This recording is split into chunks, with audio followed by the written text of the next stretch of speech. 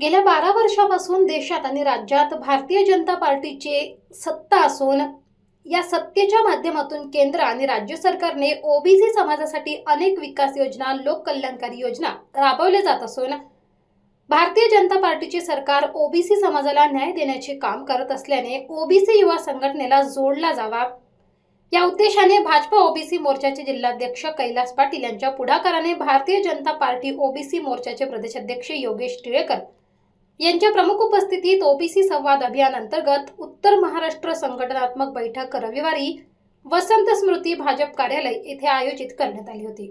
या बैठकीप्रसंगी जिल्हाध्यक्ष कैलास पाटील यांच्या हस्ते योगेश टिळेकर यांचा शाल पुष्पगुच्छ देऊन स्वागत सत्कार करण्यात आला। यावेळी भारतीय जनता पार्टी ओबीसी मोर्चाचे संघटन अधिक मजबूत करण्याचा तसेच ओबीसींच्या न्याय हक्कांसाठी लढ्यांसह विविध उपक्रम राबवण्याचा निर्धार प्रदेशाध्यक्ष योगेश टिळेकर यांच्या अध्यक्षतेखाली झालेल्या ओबीसी मोर्चाच्या उत्तर महाराष्ट्र बैठक तसेच ओबीसी संवाद अभियान कार्यक्रमाच्या वेळी व्यक्त करण्यात आला। तसेच जिल्हाध्यक्ष कैलास पाटील यांच्या माध्यमातून आयोजित करण्यात आलेल्या मेळाव्याचे कौतुक करत पाटील यांचे अभिनंदन केले। या 46 वर्षांमध्ये माझी पक्ष हा केव्हाच फुटला नाही, कारण हा कार्यकर्त्यांचा पक्ष आहे आणि हा कार्यकर्ता पक्षासाठी काम करतो। आणि म्हणून मी अनेक वेळा सांगतो की युवा मोर्चाचा अध्यक्ष असताना सुद्धा ज्यावेळेस काम केलं, मला वाटतं कैलास नावाने माझा परिचय करून दिला। हे खरं आहे, कुठलीही राजकीय पार्श्वभूमी नसताना सुद्धा या पक्षाने मला पुण्यासारख्या शहरामध्ये माझ्या परिवाराला सलग 5 वेळा नगरसेवक होण्याचा बहुमान दिला। मी विधानसभा राजस्थानमध्ये पुन्हा येतो, गुजरातमध्ये पुन्हा येतोय, महाराष्ट्रामध्ये सुद्धा यावं लागेल, कर्नाटकमध्ये यावं लागेल, देशातल्या सगळ्या ठिकाणी आम्हाला सत्तेमध्ये यावं लागेल। योजना आखलेली ज्या ठिकाणी नोकरी स्थिती आपण गुंतवत आहोत त्या ठिकाणी विस्तार करण्याची आवश्यकता आहे। एका बाजूला नोकरी ठिकाणाची विस्ताराची योजना आखली, एका बाजूला समाज बांधवांना जाऊन काम करण्याची योजना आखली। त्याच योजनेच्या माध्यमातून सगळ्यात मोठा जो समाजाचा घटक आहे युवकांचा, त्या युवकांना युवक मोर्चाच्या माध्यमातून या पक्षाशी जोडावं, महिलांच्या माध्यमातून महिला मोर्चाला घेऊन महिलांशी जोडावं। मधल्या काळामध्ये 2017 मध्ये अमित शहा साहेबांनी सांगितलं की ओबीसी मोर्चा हा सुद्धा या देशामध्ये गठीत व्हावा। ज्या पद्धतीने समाजाचा युवक आणि महिला, दलित, आदिवासी समाज बांधव संघटनेच्या माध्यमातून पक्षाला जोडले जात आहेत, त्याच पद्धतीनं या देशातला सगळ्यात मोठा समाज घटक 54% असलेला हा समाज घटक हाही संघटनेच्या माध्यमातून पक्षाला जोडावा। आणि मुळामध्ये या राज्याचे मुख्यमंत्री असतील किंवा आपले वरिष्ठ नेते या ठिकाणी सांगतात आणि आपल्याला त्याचा अभिमान असण्याची आवश्यकता आहे। अनेक नेत्यांनी, राज्याच्या मुख्यमंत्री महोदयांनी सुद्धा परवा सांगितलं की भारतीय जनता पक्षाचा डीएनए हा ओबीसींचा आहे, हा आपल्या सर्वांचा गौरव। जो पक्ष आपल्या सर्वांना आपल्या रक्तामासाचा मानतो तो पक्ष आपल्या सर्वांसाठी महत्त्वाचा आहे। आणि ओबीसी समाज बांधवांमध्ये सुद्धा काम करण्याची संधी या निमित्तानं त्या समाजातल्या कार्यकर्त्याला संघटनेमध्ये स्थान देण्याची भूमिका या ओबीसी मोर्चाच्या माध्यमातून आपल्याला करायची आहे। साहेब, मला हे आठवतं की ज्यावेळेस सर तुम्ही याच्या अगोदर काय होतं, सरचिटणीस होतं काय होतं, चांगलं काम करून अध्यक्ष झालं, बरोबर आहे ना? माझं बरोबर आहे, मी चांगलं काम केलं तर परत ओबीसीचा अध्यक्ष, युवा मोर्चाचं चांगलं काम केलं परत युवा मोर्चावर ठेवलं,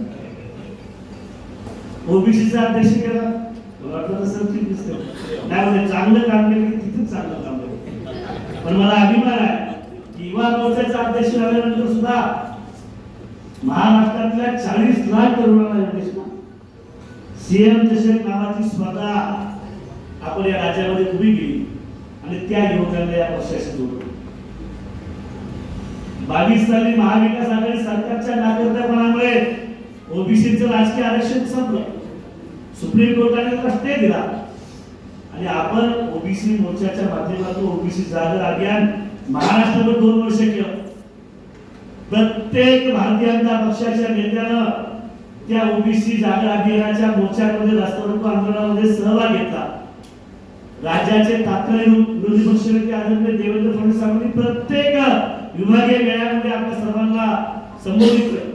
एक नवीन ताकद ओबीसी मोर्चाच्या माध्यमातून या महाराष्ट्रामध्ये सुरू झाली आणि जेव्हा सत्ता परिवर्तन झालं मला सांगायला आनंद वाटते.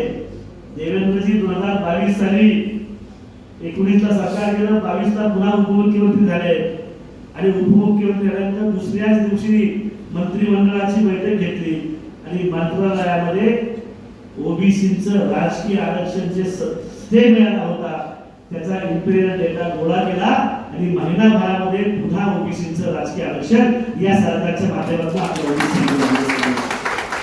आपण दौरा केला.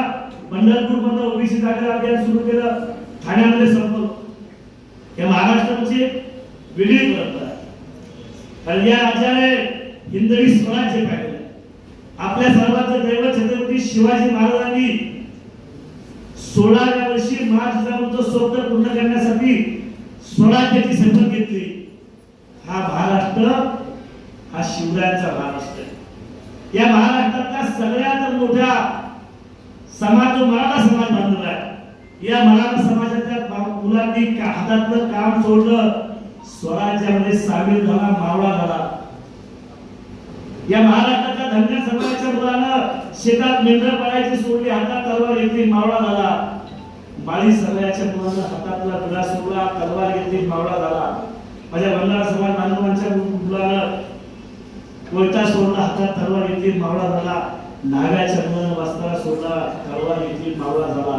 या महाराष्ट्रानं जात सोडली आणि भगवा हातात घेतला तेव्हा हिंदवी स्वराज्य निर्माण झालं.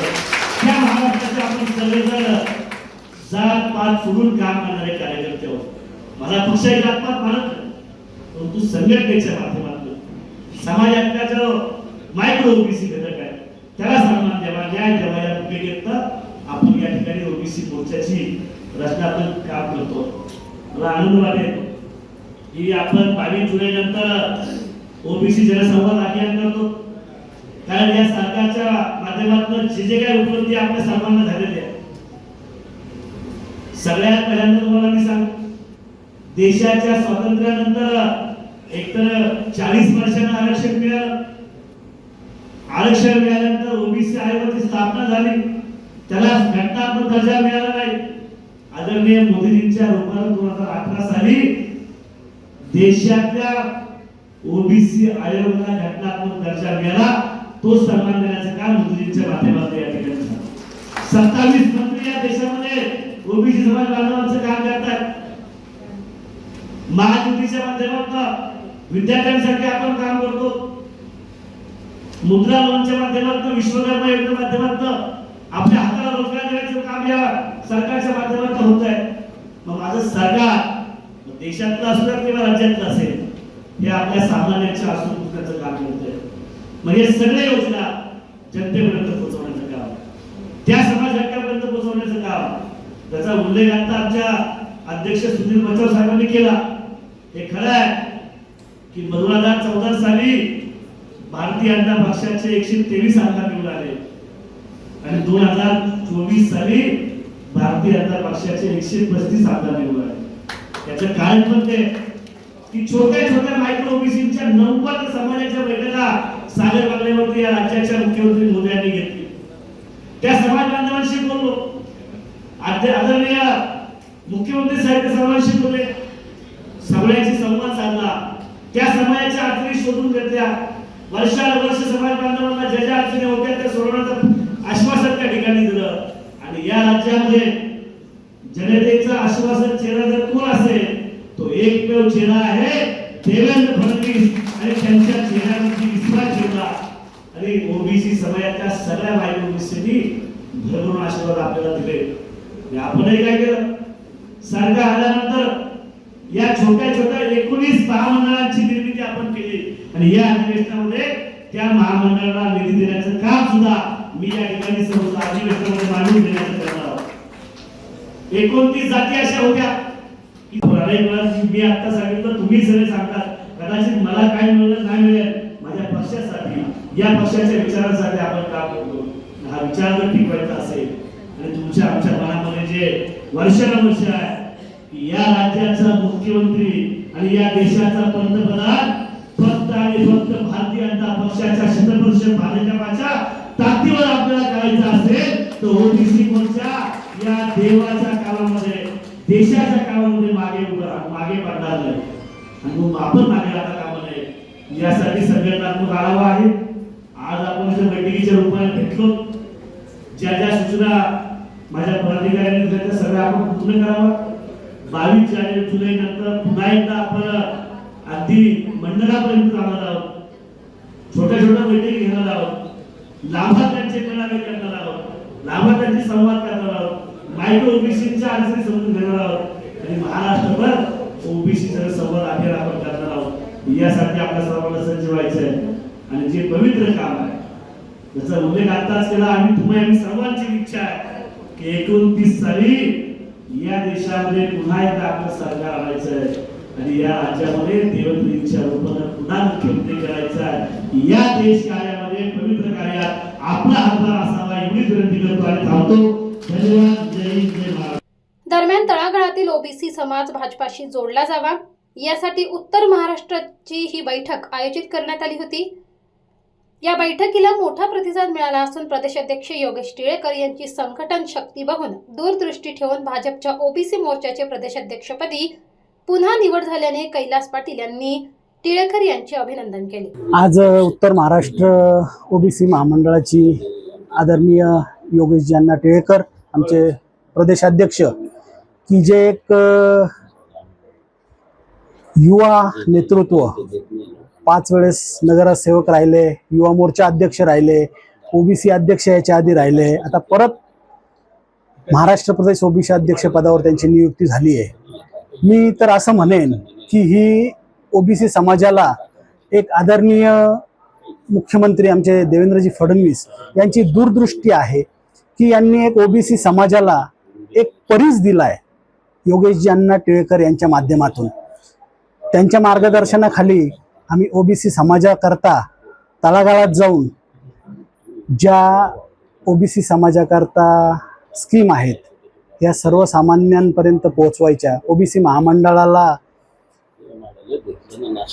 ज्या स्कीम आहेत त्या ओबीसी महामंडळाच्या द्वारे ओबीसींपर्यंत पोहोचवायच्या. हे सगळं मार्गदर्शन आदरणीय योगेश अण्णा टिळेकर आम्हाला देतात प्रदेशाध्यक्ष म्हणून आणि ते आम्ही फॉलो करतो. आज प्रचंड प्रमाणात उत्तर महाराष्ट्रातून ओबीसी समाज इथे जमा झाला. संघटन पर्व बैठक झाली. त्या बैठकीचा हा जो महासागर आहे ओबीसीचा हा योगेश अण्णांच्या प्रेमाखातर आणि भारतीय जनता पार्टीवर प्रेम त्यामुळे एवढा जोडला गेला आहे. अण्णांचं संघटन फार जबरदस्त आहे. अण्णांची संघटन शक्ती बघूनच आदरणीय देवेंद्र फडणवीस सरांनी अण्णांना पुन्हाही एकदा जबाबदारी दिली आहे. मी खूप खूप अण्णांचं अभिनंदन करतो आणि अण्णांच्या मार्गदर्शनाखाली काम करायला आम्हाला खूप ऊर्जा प्राप्त होते. आज जी ओबीसी संघटन जी बैठक झाली या बैठकीसाठी माझे सहकारी प्रकाशजी चकोर हे पण आपल्याला थोडीशी माहिती देतील. धन्यवाद. यावेळी व्यासपीठावर भाजपाचे महानगराध्यक्ष सुनील केदार, ओबीसी मोर्चाचे जिल्हाध्यक्ष कैलास पाटील, ग्रामीण जिल्हाध्यक्ष सुनील बच्छाव, नाशिक महापालिकेचे स्थायी समिती सभापती मच्छिंद्र सानप, धुळ्याच्या उपमहापौर ज्योत्स्नाताई पाटील, भाजपा शहराध्यक्ष प्रकाश चकोर, मनोज ब्राह्मणकर, सचिन लंबाते, उज्ज्वलाताई हाके, वीणाताई सोनवलकर आदींसह शरद पाटील, राजेंद्र मोरे, उज्ज्वला हाके, सचिन लंबाते, वीणा सोनवलकर, भरत महाजन, श्यामकांत इशी, दीपक पवार, रमेश आहेर तसेच कार्यकारिणी सदस्य विक्रांत चांदवडकर, गुलाब आहेर, शैलेश भावसार, प्रदेश कार्यकारिणी सदस्य उत्तर महाराष्ट्रातील सर्व जिल्हाध्यक्ष, मंडळाध्यक्ष व पदाधिकारी उपस्थित होते.